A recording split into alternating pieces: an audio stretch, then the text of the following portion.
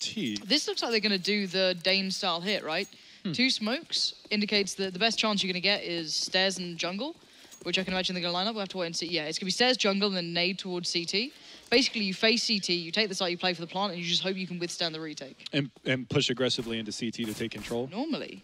Yeah. I want to see if this is exactly how they're going to play it. It's a very late smoke that they put in as well. Did they miss the stairs? It looks like, yeah, they've got 2 smokes there. So, yeah, they definitely missed one, unless it's a really weird adaptation of jungle the play. Smoke, connector smoke? Oh, they've got 3 going through jungle. I don't know what this is. This but is to be very fair, different. Rogue was completely postured for a retake anyway, but still. That was so we've got bomb plant, we've got 5-on-5. Now made a 4-on-5 as Bubble's just going to completely annihilate Cressy and take him down. Marky loses his life at the hands of Cadian, so already not going very well. And Victor, he knows that something's up with these players that are over in jungle, but Keto's going to take the fight to him, takes him down. The defuse already trying to be found here, but Sicken's going to be able to find one more on the Bubble, so we're even up on 3v3. And the retake is still on. Coming around from Connector, Alex and Keto going to find a couple more, and they finish it off. Alex is actually going to finish that one off as well. Takes 2 in the round, and that is a good start here for Division. What a strange round. No fight was had at all with that CT position. There was actually a player over there from Rogue. That was interesting. Maybe they realized, maybe they read that they threw the smoke wrong and decided to revamp the strat, because they did plant for Connector. I don't know. I really don't know about that round. That was such a weird one. Now, looking at this, of course, Rogue have forced up. Why not? You might as well. You've actually got a good chance these days to be able to turn this, but looking at where Division are eyeing up, it's going to be that B site, at least where the bombs landed at the moment. Unless Division get the go-ahead towards A in any way, shape, or form. Now, there's a bit of a stack here for now for Rogue. Whether or not they completely commit to this, yet to be seen. Again, with no eyes really towards mid, I guess Glace is somewhere to be seen in that, because obviously the biggest kind of weak point, at least in my eyes, when you're stacking A this close, is always Connector. If someone walks up behind you, you're kind of screwed. But Kane's going to make the most of that, actually. Keto going down is big, and you don't overread into it yet. If you're the T side, you go, oh, well, one's playing Palace. That's not the end of the world. But it might encourage this B hit now to come out. Yeah, and if it does, I mean, they've pretty much got an open site to go to. Like you said, I mean, Glace is up on Catwalk. He's just looking for that mid-presence to get overzealous. That was an interesting angle that Cadian had, too. It wasn't like he was tucked all the way in the corner, so when you sweep around the side, you're not really necessarily looking for that duel to happen so early. You can see his crosshair placement was a little bit off on that one, but the trade's going favorably for the CT side. And Glace, wow, Glace comes in with 2 Deagle headshots, shuts down the B push, drops the bomb, gets an AK, nearly finishes off the last one onto Cressy. He's going to have to go 1v4 in order to close this one out, and he's only got a Galil to work with, and they've still got the upgraded pistol. They've got 2 UMPs to work with now. So much to work with on the Rogue side. I've seen Bot Dan do this, so Cressy. It's true. Bot Dan is an animal. Bot Dan's a beast. Hopefully Cressy's been wasn't watching closely enough. Victor's there. All right, Rogue are pumped up. They haven't been on the beers. You know, we tucked into a couple. I just thought that Gaben was going to screw us for the rest of the day, but no. He pulls it in just on the cusp of enjoying beers. Now we're in that awkward like middle ground. We've had 3 beers and it's done nothing. 3. All right. I actually had 2, to be fair. So I had 6. What's wrong with you? I didn't have 6. No, I had 2 beers. But the point being, you know, the Rogue boys and Division boys were just stuck in limbo going, well, I don't know what to do. To be fair, Penta were playing some DDR. Nice little dance machine. I know, I saw you over there. Did you win that? Yeah, but we both got the same ranking. I got more points. But anyway, there's a rematch to be happening, and so far there's a rematch of who's going to be winning this round, because last time the team with the weapons, of course, lost it, and the switcheroo came around, which meant the Rogue got that round back. But now Division have gone for a really nice A here, where you just kind of like define it a little differently. These are the smokes I thought were going to be used initially, the default jungle and stairs one at this point. Now they finally got it done, and they got a bomb plant to boot. So the retake's going to be happening. It's pretty viable still. You've got a little bit of utility there. You've got the weapons. And you did have a kit. Now the kills are coming in for Division, which is kind of worrying. You need to be quite quick about this one, as it's just down to Victor now. Tag comes out towards Marky, but there's still Keto alive, and that bomb is starting to tick a little bit quicker than he'd like, as there's only a smoke left. Absolutely no HP to boot as well. There we are. Division turn it right back around its head. Yeah, and Cadian was doing a little bit of taunting after that last round, after they won that one, and obviously gets thrown right back in his face after that's all said and done. It's Force Buy matching up against Force Buy. They're going to force back into this one on the Rogue side. They've got an AWP on the hands of Cadian. We talked about him needing to be dynamic with the AWP on this one. Bubble's got an M4, a FAMAS for Tinsky, and a couple of pistol upgrades as well. Glaze taking a look from window room. He's going to get shied off of that one with a couple of AK sprays towards his direction. But Division, I mean, they answered the call. They came right back in it. They lost the buy round, and then it comes right back into the Force Buy, and they're able to capitalize. But Cadian, he's going to be able to draw first blood this round, and like we said, I mean, he has to be mobile with this up. He gets the pick and pallet and B-halls. He falls down, goes over towards Catwalk, and he's going to be able to spot over towards the chair position. But the big thing is he's kind of alone over here. You've got a player in Glaze over by window, but there's a heavy emphasis on that A-bomb site right now. To be fair, they've had to stack one of the two. Looking at the weaponry, okay, Cadian's fine, Bubble's fine, but a lot of them aren't, and Cadian can be doing the heavy work. That's what you want to see from him. Get him confident early. They haven't crossed towards the site. He can't doubt himself here. He spots one, and there you go. The hesitation for a second costs him that. He had to take a risk to a degree to check in case they swung out from sight, but as soon as that happens, you're going to be punished. Now, numbers-wise, Rogue is still okay, but the problem being their weaponry isn't, and they don't have that much utility. Or if they do, they don't have armor. You know, there's always a bit of a weak point here, and the 3 remaining players for Division not only have the bomb in their position in their favor, but they also have utility. They've got good positioning as well. So Bubble needs to get that kill, and he doesn't. Keto's there. Now pulls it back to an even situation, and now even further. Victor shouldn't have had that kill, but he does somehow, and he still has a kit. So now we're down to a 1v2. How have they lost out on this one, Division? They had the angles, and Marky just commits out the window, and Glaze will receive that happily. Yeah, I mean, he had to go and try to stop the defuse. Nice covering from Glaze as well, just to shut him down. Good positioning from him. Knows that he's got to be up in the B halls area and just shuts it down. And it starts off with Cadian getting those 2 opening picks. And, you know, we said that he's got to have an impact with the AWP. Right there, it shows you. He gets the early pick on the guys, stifles the push immediately, and then he's able to get a really nice shot on a guy dropping out of the window. Now, granted, he outstays his welcome a little bit too much. He could have fallen back on Catwalk, joined up with his teammates, and let him have the plant. Decides to bite off a little more than he can chew.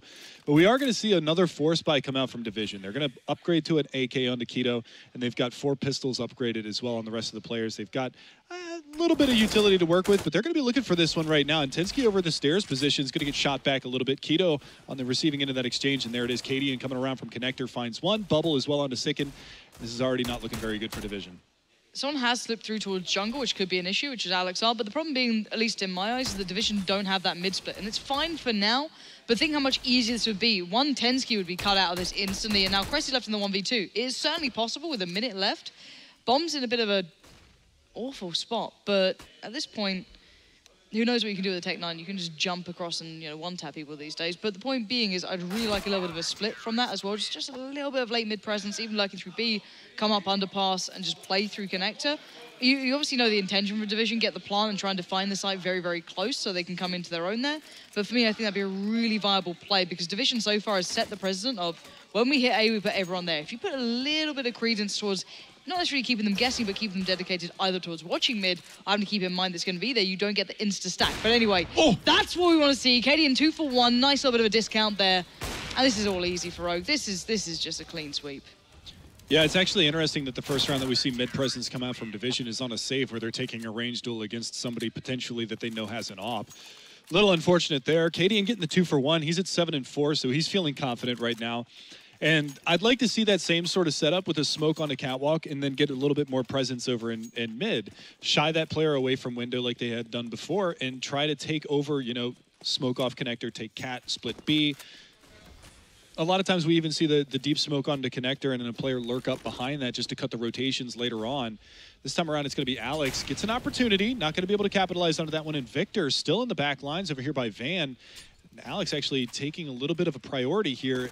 Getting up closer, doesn't hit the shot though, so he's going to shy away from that area, and we are going to proceed with this 5-on-5. It's going to be rifles in and up on both sides.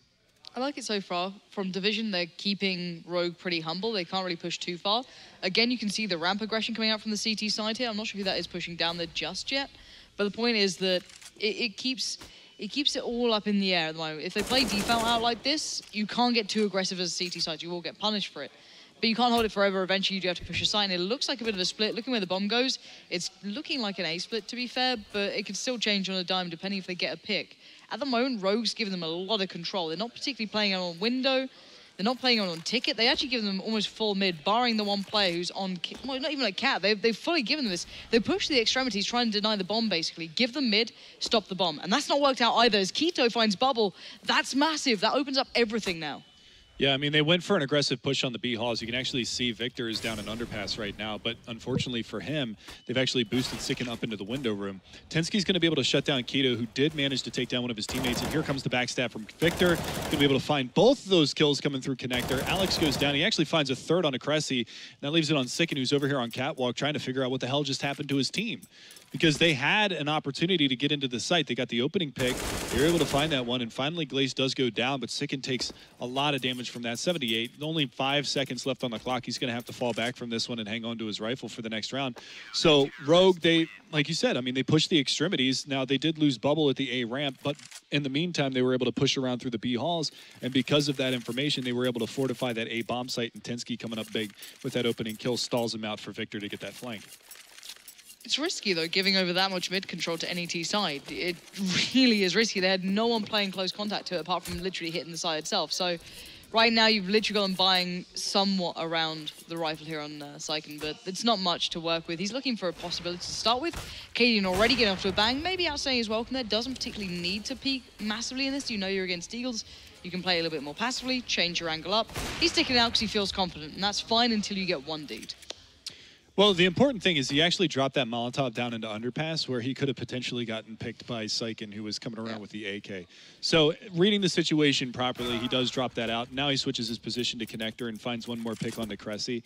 So this leaves it in a pretty much unwinnable situation for Syken to be in. So we're looking at 6-2 now for Rogue. Nice round. 4 kills on the round for Cadian, so he's cleaning house right now, doing a phenomenal job at 11-4. And Rogue with a 4-round lead moving forward. Now, again, it's like you said, I mean, the mid is so important on a map like this, especially for the T side. And on the CT side, it's like you either have to invest into holding the mid or you have to completely fall back from it and then lock it down by watching like off angles from different positions, you know, ticket booth from the A bomb site if you've got a player aggressive on A ramp, or like Cadian's doing right now, playing from connector where he can get a 1 and fall back, not have to worry about getting traded out immediately on getting spotted. So they've kind of given up mid on the CT side, just having Cadian passively watch that angle. And it's not a bad call right now because the bomb is actually over towards the B bomb site and they haven't taken mid presence. And now they're actually pushing aggressively up in mid. Cadian as well as Tensky are going to be over there, but that pop flash could be money. What? Cadian almost gets them both. That could have been sick. A little bit maybe unnecessary to go for that late of a mid push, but I guess if you're feeling confident, you're just feeling it, go for it. You know, you got to go with the gut feeling, I guess, but hindsight is not making it look such a smart idea at this point. Now they're at a 4v4. A little bit tricky being on the CT side because generally you're not favorable on the site hits. There'll always be maybe a one-man advantage wherever they go. And that's what it looks like Division are looking towards. And there's nice. A brilliant chance. Victor just gets completely caught with his pants down. I think Cressy even spotted the player on towards the balcony ledge. He certainly has, but I don't know if he's going to expect one by the bench so quickly. No, he certainly doesn't. And Glace is going to be there instantly. Now, 3v2, T-side has the upper hand. They know there's still one on the site, other player unknown. Timing is everything as there's 35 seconds left. Good swing out from Glace to bring it back to an even situation, but he couldn't take it further. But look at that HP here. Bubble can do this. Yeah, and he's actually using the cover of the smokes to get out into a more favorable position, and this is really, really good. If he's able to find Marky that's up there who's absolutely low, well, doesn't even matter. He peeks out on Keto, drops the bomb. Now all he's got to do is wait. And beautifully played there from Bubble. Wins the 1 versus 2. 7th round now on the board for Rogue. We're coming into the 10th round, and it's 7-2 in favor of the CT side. And this is the thing. It starts to make you question. You know, you saw that knife round go the way of Division. Was it a little bit too overzealous to pick the T side? I think you just have to go with your feeling when you're playing the game, pretty much. I don't think you can sit there from an external perspective and completely criticize them. It's literally, would they have fared any better? If Rogue are a very diligent T-side as well, which I can imagine they are on this map, again, you know, where do you put your credence on this one for Division? If they walk away with maybe 5 rounds, they probably wouldn't be against that. You know, whatever their margin is, they still need to hit it. 2 rounds is simply not enough for me. You can't weather the random pistol at times, the force buys. At the moment, this could be a really nice mid-split, though, from Division. If they try and push up and get through Connector, they can punish us. There's been rapid progression, but Cadian's just waiting. Look at the focus on his face. He can't follow up. Tries to do what he can. Now, Tensky's left not necessarily in particular trouble either because they didn't pressure Connector as a collective and they didn't pressure Ramp at the same time. Division's very disjointed on this hit.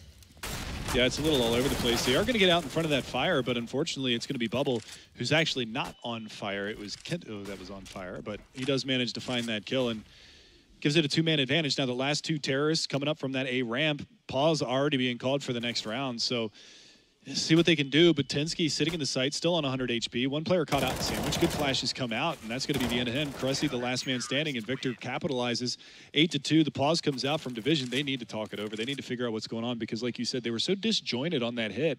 They had players well out in front of other ones that were just getting picked off untimely. And I don't mind people working through Connector when they have the opportunity to. I think that's perfectly fine.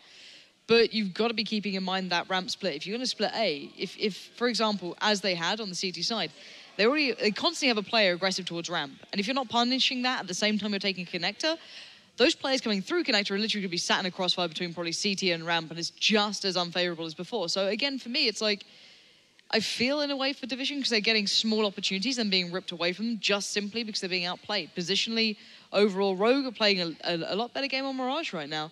I think you highlighted it. Timing is something that comes down to a huge factor on this one. Yeah. Getting your executes at the right time together, trying to make sure you're essentially making the CTs as uncomfortable as possible. If you get mid control, there's a million ways you can cut the map into different pieces. You look at, let's say, Astralis, how they play out that T-side many a moon ago. Dupree would constantly be getting in towards ladder room. And how much of a nuisance is that? You have some control towards window, you stop the rotates going through middle. Okay, then let's say you had a player lurking through palace. There's so many ways you can make this map really tough for a CT side. But at the moment, we're not seeing it at all. Everything's going Rogue's favor. One, they're getting no real pressure from mid at the right time with anything else. Rogue are getting away with everything. They're getting away with the ramp pressure, with whether it be bubble pushing or not. You have occasionally Cadian getting away with some really good mid control. Players pushing up at B. There's everything going their way, which is a huge issue. So all of these issues need to be addressed, and I don't know if Division have the time to do it right now. Well, that's one of the things, you know, you talk about the aggression from the Rogue side. We can actually look back on that previous round, and you know, at the very beginning of that, that was actually Tinsky that had pushed down on a ramp and shied one of the players away from there. So when they were hitting connector, they were nowhere to be found on the A ramp, even though they had 3 players over in that area, because they were most likely so worried that they've got to clear all of these angles to come up in towards A, and Tinsky was so aggressive at the beginning that he could be anywhere at that point. Now, granted, he had fallen back in towards the A bomb site by then, but they have no idea about knowing that. So that delays that A push just long enough for them to clean up the connector push and then focus all of their attention on the remaining 3 players that are coming from that avenue of attack, which is great for Rogue, terrible for Division, because that completely debunks their strategy that they were going for in that round. So they get shut down before their strat even develops. And now some aggression comes out. B-Hall's push, bomb dropped, and a good look here from the CT side once again. Now it is traded back, but it's still a man advantage. They'll make it 2. So it's all going to come down to Cadian finishing off the last 2. To be fair, if you're Division, you're looking for plants. Any more as a benefit. At that point, you're still in the range where you want to at least get money in the bank before we just need a round on the board. Now you've got to the point where it's like, well, we just need rounds. Like, money's good and all, but even if we get a plant, we still just need the rounds on the board. So we need to build our rounds specifically around this. Now, they do finally have a bit of an AWP here on Alexar. Feels like they didn't really go for it for a long time. So he's going to be watching the play, see if anyone jumps towards here. And the double face completely destroys him. Bubble straight away there. He had support as well.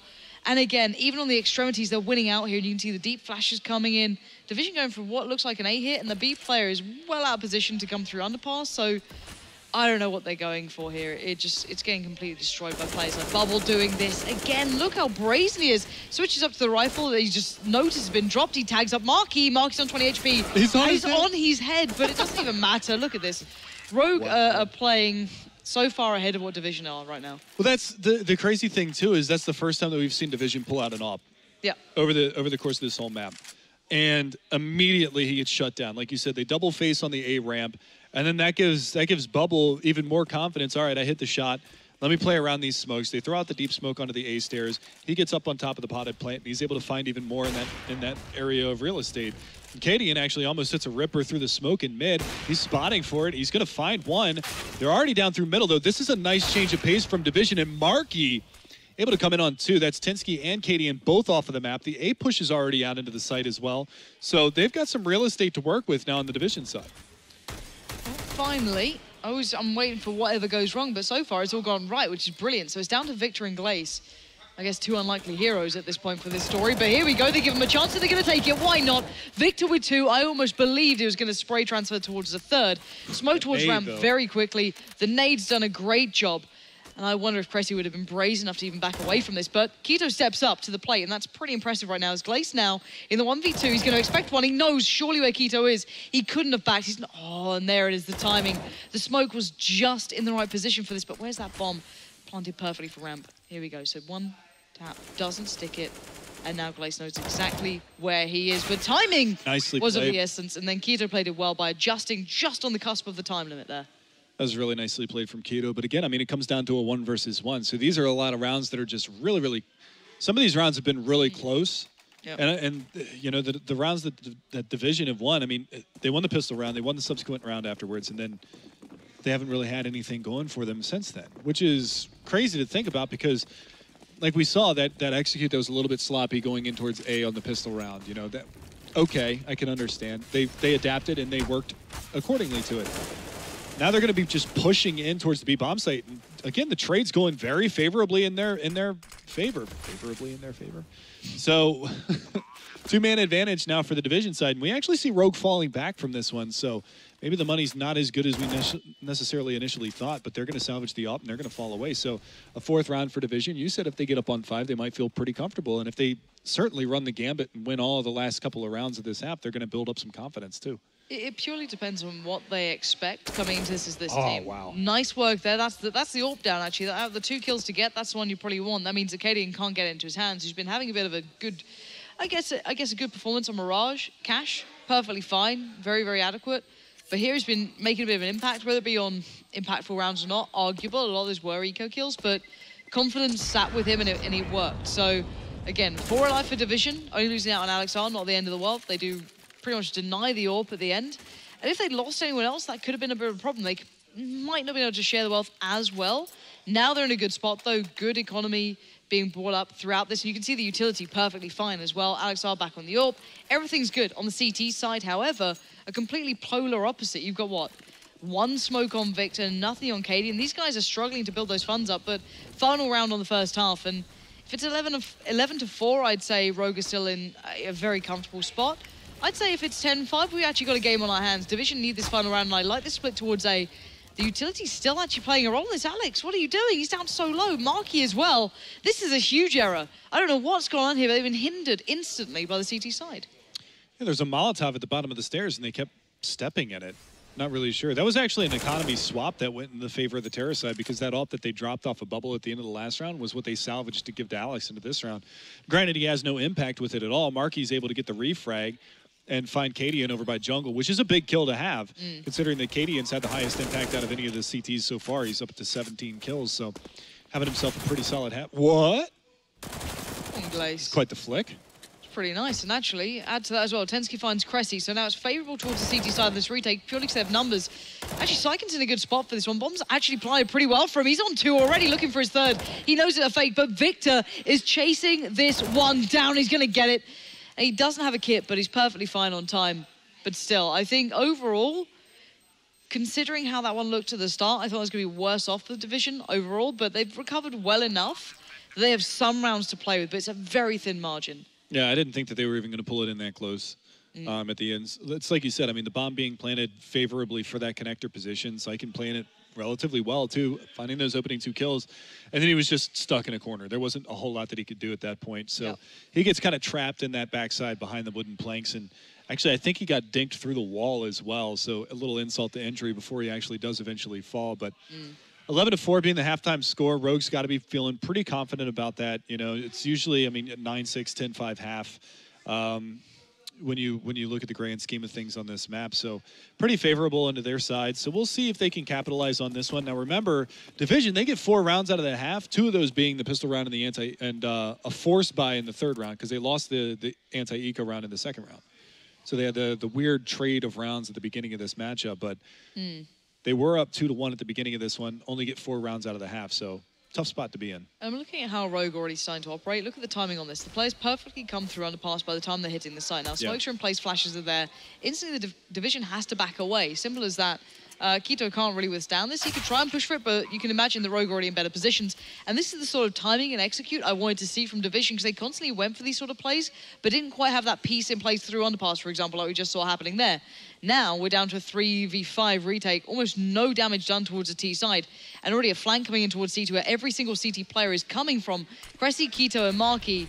What a predicament to be in. The bomb's actually still visible, so you can see if the wires get attached towards it. You can see if the defuse comes in. But the point is they already know where the remaining CT player is, as Cressy can't get it out of it. And a beautifully constructed round for Rogue.